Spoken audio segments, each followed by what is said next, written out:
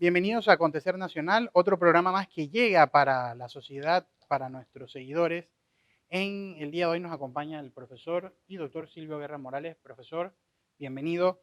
La idea era conversar un poco después de un programa que tuvimos aquí en el colegio sobre el aporte que realizó una comisión especial de la Asamblea General para analizar el paquete de reformas constitucionales y en efecto hacer las propuestas relacionadas por parte del gremio en materia de justicia. Sin embargo, no sabemos qué ha ocurrido en el Parlamento, que pareciera que algunos hablan de delirio parlamentario, producto de la gran cantidad de reformas que se han dado en primer y segundo debate, toda vez que al parecer en la comisión de gobierno, cuando se discutieron, todo era muy bien, todo era pues paz y amor, todo el mundo fue escuchado, pero la realidad cambió. Entonces, profesor, bienvenido. Quisiera conversar con usted el proceso. ¿Cómo pudiéramos catalogar este proceso que nace de una concertación que como colectivo pareciera tener actores individuales que defienden la reforma? Obviamente es su tarea, es su producto, eh, pero que también hoy día están recogiendo un poco diciendo, ojo, que mi intención era esto y más nada. O sea, no me lo toques o no me lo modifiques. ¿Cómo usted interpreta este proceso? Entendiendo que vivimos en una democracia, que todos tenemos derecho a opinar, que los diputados están instituidos para proponer cambios y que la sociedad de una u otra forma también participó. Buenos días, don Roberto, a los amables televidentes y radioescuchas. Retomo la última parte de su introducción. Vivimos en una democracia. Yo creo que podemos vivir en disposiciones que definen al Estado panameño desde la óptica constitucional como democrático, pero que tengamos real y efectivamente una democracia participativa, democrática, pluralista, de consensos, creo, estimado amigo, que todavía hay mucho trecho por recorrer, muchos caminos por trillar. El tema de este producto de propuesta de reformas a la Constitución, cuando digo reforma, el pueblo panameño debe entenderlo así. Son reformas. Y son reformas, mientras usted hablaba, yo meditaba como el que llama al ingeniero, a un maestro de obra y le dice, mire, esta es mi casa. Una casa, las paredes, el techo, dentro la sala, los cuartos, y le dice al maestro de obra o al arquitecto, quiero remodelar. Esas columnas me las deja así como están. No se le ocurra tumbar esas columnas porque se me cae la casa. Claro. Esas ventanas me las agranda un poquito para que entre más la luz del día. Con lo cual, lo que le quiero decir es que este paquete de reformas, frente a la Constitución que nos rige, lo que se le está diciendo a través de estas reformas de la Mesa de Concertación Nacional, y a eso nos vamos a referir también, es déjeme la casa con las columnas, déjeme la casa con los ventanales como están. ¿Sabe qué? La pintura me gustaría un color de pronto naranja más claro, o si le apetece el verde, un verde más oscuro. Conclusión, lo que se le está dando a través de estas propuestas de reformas a la Constitución, lo que se le está dando al país, me atrevo a calificarlas de reformas cosméticas, salvo algunas adiciones que a mi modo de ver son como dulces o caramelos que se le quieren dar al país, como lo es la propuesta del Tribunal Constitucional, pero en lo que toca a las mismas instituciones y estructuras, todo sigue siendo lo mismo. Yo tengo conocimiento que allí en la Asamblea Nacional de Diputados se propuso crear el Consejo General de la Judicatura. Eso lo eliminaron de un solo tajo. Experiencia en países en donde un Consejo General de la Judicatura, Verbigracia España, ha funcionado perfectamente. Aquí en Panamá, de un solo tajo, no, eso no va. ¿Por qué? Porque como en todos los temas salieron a afloraron los intereses de grupos, los intereses demagógicos, los intereses políticos, gente que se cree que todavía estamos cuando se da el inicio del proceso de colonización. Españoles que nos llegaron con los naipes, las barajas, Los espejitos. y los dados y el espejito. Y entonces vivimos de una serie de espejismos y de ilusiones. Pero gracias a Dios creo que el pueblo panameño evidencia un despertar y se ha preocupado, o al menos está comprendiendo y asimilando. Y para los que no entienden, les digo lo siguiente: la Constitución Nacional es la gran norma, el gran estatuto de las normas fundamentales, como diría el célebre maestro vienés Hans Kelsen en su teoría pura del derecho, o como dirían otros grandes filósofos como Herbert Hart, ¿no? La norma que permite elaborar el programa de vida de una nación. Ahora, profesor. La mesa de concertación, si me permite, yo he dicho que ahí concurren personas que merecerían el nombre de concertados porque participan de una mesa de concertación. Pero la ley, que el pueblo panameño lo sepa, mediante la cual se crea esa gran mesa de concertación nacional, nunca le dio facultad legal alguna para decirle: háganos un proyecto de constitución o de reformas constitucionales y los hacemos a ustedes depositarios de esa gran responsabilidad de constituir. Pudiéramos hablar como unos preconstituyentes. Es que lo son, o lo fueron al menos.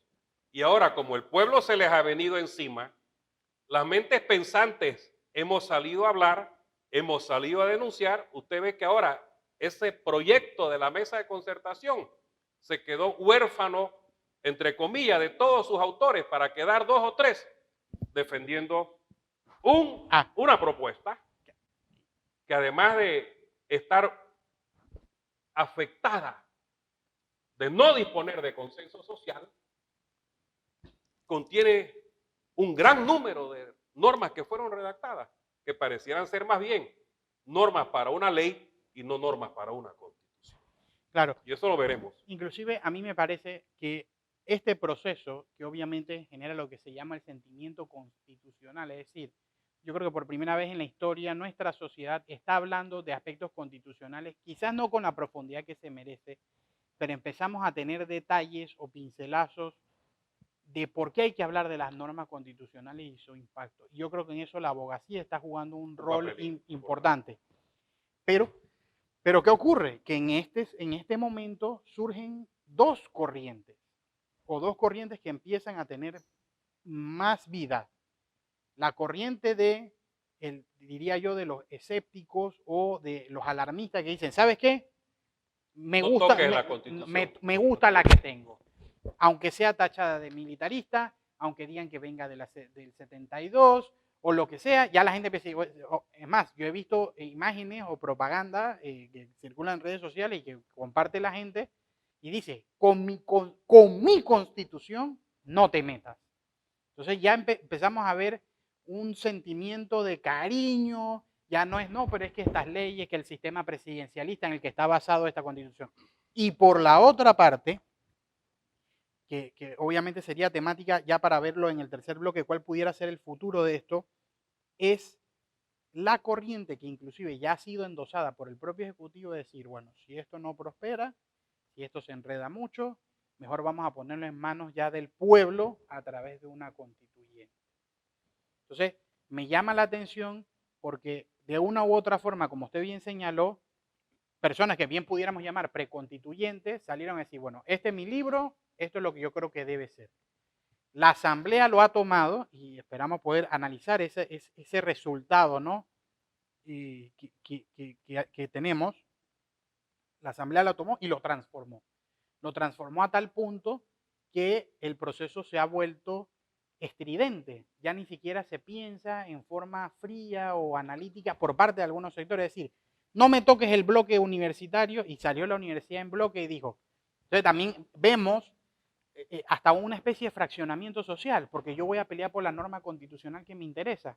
Es decir, tú la justicia, tú ve a ver qué haces, pero el tema de la universidad, y la universidad salió en bloque, diría yo solamente la Universidad de Panamá, generando inclusive una turbulencia, porque existe, entiendo yo, una relación armoniosa entre universidades públicas y privadas, pero producto de esto hasta surgieron sentimientos, ¿no?, sobre la calidad de la educación pública, del servicio social, etcétera. Entonces, por cada tema se va generando, ¿no?, un amor, un odio, un rechazo. Mire, perdón. Entonces, ¿cómo usted cree que esto puede ser armonizado? Sin adelantarnos a las conclusiones del programa, es decir, este proceso, ¿qué salidas tiene? Mire, hay una expresión popular que lo que mal empieza, mal acaba. Árbol que crece torcido, cuando es pequeño usted lo puede enderezar, lo puede malear. Esto nació mal. Mire, no se requiere tan solo buena voluntad del gobernante. El gobernante tiene que traducir o ser el traductor principal de cuáles son los clamores de un pueblo. Y cuando digo pueblo, no estoy hablando de una masa de personas amorfas, huecas. No. Estoy hablando lo que Ferdinand Lassalle, hace tantos años ya, en esa obrita monumental, que es la Constitución, definía los sectores reales de poder, en donde en esos sectores usted no puede excluir, 1, los estudiantes, 2, los obreros, 3, los profesionales o técnicos, 4, los campesinos, 5, los indígenas, 6, la clase empresarial. Lo que no se puede permitir es que aquí se siga pensando que solo hay un factor real de poder y que ese factor real de poder radica en la clase opulenta o la clase empresarial y que unos 5 o 6 terminen diciéndole al país cuál es el modelo de constitución que el pueblo merece. Y hemos omitido, y la mesa de concertación tiene un pecado y le voy a decir cuál es, que una de las principales características, y usted como abogado lo sabe, y la explicaré para el pueblo, para una constituyente, 1, respetar la fuerza constituyente. Claro. 2, respetar a esos diversos estamentos, sectores, factores reales de poder. Y cuando Ferdinand Lassalle habla de reales de poder, no se refiere al poder en un sentido de dominación, sino de presencia y de vigencia y de respeto social. Claro. Violaron el concepto de fuerza constitucional de la constituyente. Violaron otros conceptos indispensables. El primer concepto, la primera premisa para una constituyente, el respeto al poder del soberano. Que es el pueblo. Y el soberano no es el ejecutivo. El soberano no es el judicial o el legislativo. El soberano es el pueblo. Ahora, yo creo que esto trae más sentimiento, como hemos mencionado, precisamente porque la iniciativa que comienza no emana del pueblo. Pero aparte de eso, se ha visto distorsionada. O sea, si le vamos agregando picante al asunto, la gente ya miraba con cierta desconfianza y decía, bueno, hay una iniciativa, vamos a participar, vamos a comentar. Un proceso de escuchas que ahora vemos que se ha distorsionado. ¿Pero por qué se distorsionó? Es la pregunta que tenemos que hacer. Le voy a explicar por qué se distorsionó. Se distorsionó porque yo no celebro ni felicito, no obstante de mi respeto al nuevo gobierno que está todavía en nivel de inicio. Que una mesa de concertación dice, bueno, aquí está, esta es la propuesta de reforma constitucional. Y un consejo de gabinete dice, muy bien, directo a la asamblea. En la asamblea una comisión de gobierno, justicia y asuntos constitucionales dice, vamos a recorrer el país. Mire bien, recorren el país. Creemos que recorrieron el país, que se hicieron consultas a lo largo y ancho del país. Habrá que ver si las convocatorias fueron efectivas y si hubo propuestas efectivas. Sé que hubo personas profesionales, críticos que llegaron a esas convocatorias e hicieron aportes. O gente que llegaba a pedir por los problemas de la comunidad también. También. O sea, Y eso es se normal. convertían en cabildos. Y eso es normal. Claro. Llegaban a presentar Aprovechar problemas la coyuntura para comunitarios. decir, ya que usted viene por primera vez aquí, ¿Cómo va a resolver aquí la cancha que no tenemos, el puente que se nos cayó o el puente que necesitamos? Eso es normal. claro, Bien, ¿qué sucede? Luego la asamblea, donde fueron juristas, yo recuerdo que mi ilustre exalumno y expresidente del Colegio Nacional de Abogados, Ruilova, fue e hizo una presentación, me parece valiente, donde él decía que desde ya esas reformas no iban para ningún lado, lo hemos venido sosteniendo, pero ¿qué sucedió? De la noche a la mañana aparece la asamblea diciendo, hemos avalado la propuesta de la mesa de concertación. Yo escribí, ¿qué momento de la película nos perdimos? ¿Dónde se interrumpió ese supuesto recorrido de consulta permanente y constante frente a la propuesta? Y ahora dicen que primer debate, segundo debate, tercer debate, y eso es lo que va para la próxima legislatura y luego a un referéndum en el 2020. Y diría yo, a toda velocidad. A una velocidad, le voy a decir, que preocupa. Porque yo que estas reformas son casi como una nueva constitución por la cantidad de reformas que tiene. O sea, no obstante de la cantidad de reformas que hace, sigue siendo una reforma parcial. No es una reforma integral, plena o completa que usted pueda decir, vamos a tener una nueva constitución. Pero que sí tiene impactos. Obviamente que sí. De aprobarse como está, tiene impactos. Obviamente que sí. Un tribunal constitucional integrado por 5 magistrados va a tener impacto. Algunas reformas que se le están haciendo o proponiendo al tribunal electoral va a tener impacto. El tema referente a la al control agroalimentación, eso va a tener impacto. La sostenibilidad alimentaria del pueblo panameño, eso va a tener impacto. Pero ¿cuál es el problema, don Roberto? A mi pueblo me dirijo. El problema es que la redacción y los contenidos se prestan a ambigüedad y a confusión. Y si usted me permite, yo le podría dar un ejemplo, salvo que usted quiera discutir eso en otro segmento. Vamos a hacer lo siguiente.